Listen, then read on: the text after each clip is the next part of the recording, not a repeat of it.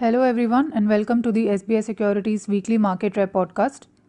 सो इस हफ्ते Indian equity benchmark indices जैसे सेंसेक्स और निफ्टी 0.8% से राइज हुए, जबकि ब्रॉडर मार्केट्स में मिक्स्ड रिएक्शन देखने मिला as BSE mid cap index outperform the benchmarks by gaining 1.3% on a weekly basis और BSE small cap index flat close हुआ with just 0.1% of weekly gains.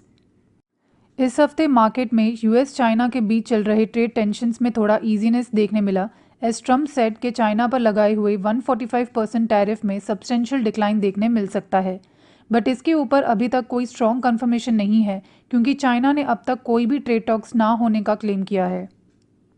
इस हफ्ते Trump और Fed chair Jerome Powell के बीच भी tensions शुरू हो गए as Trump asked Powell for preemptive rate cuts. Impacted by this, dollar ने इस हफ्ते 3 ईयर लो बनाया एट 97.92 लेवल्स क्योंकि इन्वेस्टर्स में फेड के इंडिपेंडेंस को लेकर कंसर्न्स डेवलप होने लग गए। इस हफ्ते के मेजर इवेंट में पहलगाम में हुए टेरर अटैक और उसके चलते इंडियन गवर्नमेंट के लिए हुए कुछ रिटेलिएटरी एक्शंस की वजह से इंडियन मार्केट में नर्वसनेस देखने मिला। In a softer retaliatory move, Indian government ने इंडस वाटर ट्रीटी और पाकिस्तान नेशनल्स के वीज़ा सर्विसेज को इमीडिएट इफेक्ट से सस्पेंड कर दिया। इन सभी डेवलपमेंट्स के अलावा मार्केट में एक पॉजिटिव साइन भी देखने मिला जो कि एफआईआईज का रोबस्ट इन्फ्लोज था। एफआईआईज ने इस हफ्ते ₹17,344 करोड़ का नेट बाय किया एंड इवन डीआईएस का भी नेट बाइंग रहा to the tune of ₹1,132 crore. Economic data की अगर हम बात करें तो मार्च मंथ के इंडिया के 8 कोर इंडस्ट्रीज इंडेक्स में 3.8% का ग्रोथ हुआ which was led by cement, steel and electricity sectors. इस हफ्ते अनाउंस हुए मेजर कंपनीज के रिजल्ट्स की बात करें तो एफएमसीजी की स्टेपल कंपनीज जैसे एचयूएल, नेस्ले ने म्यूटेड वॉल्यूम ग्रोथ रिपोर्ट किए। इन कंपनीज के की इनपुट में इन्फ्लेशन प्रेशर भी कंटिन्यूड रहा।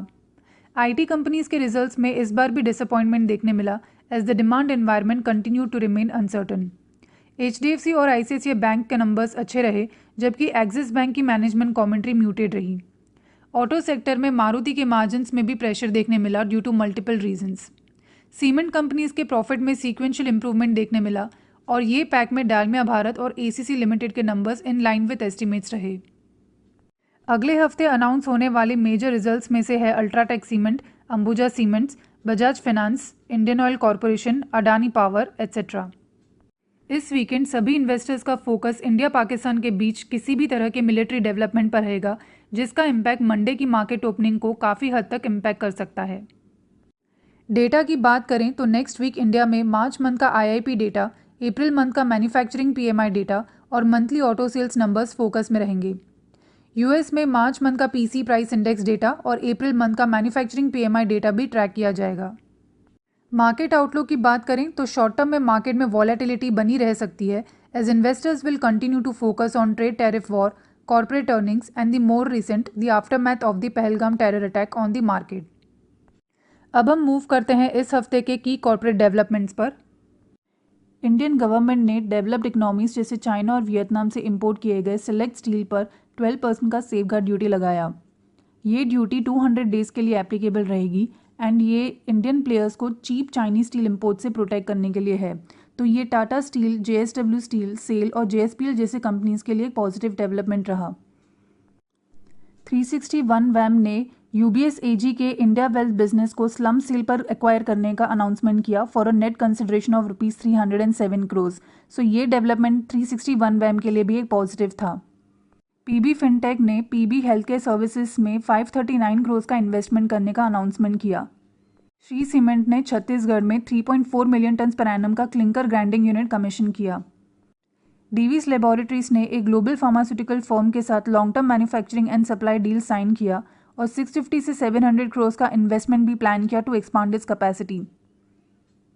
जेबी केमिकल्स एंड फार्मास्यूटिकल्स को यूएस एफडीए से बाइसोप्रोलोल टैबलेट्स के 5 mg एंड 10 mg को मार्केट करने का अप्रूवल मिला which is a generic version of Zebeta used for hypertension treatment.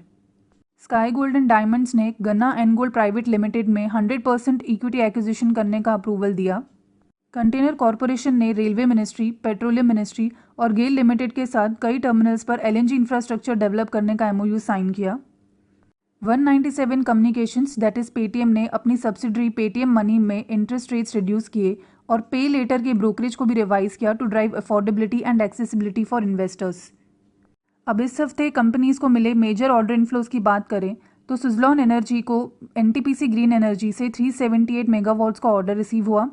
NBCC को भी मल्टीपल ऑर्डर्स रिसीव हुए वर्थ ₹64.7 करोड़। राइट्स लिमिटेड को महानदी कोलफील्ड से 28 करोड़ का ऑर्डर रिसीव हुआ।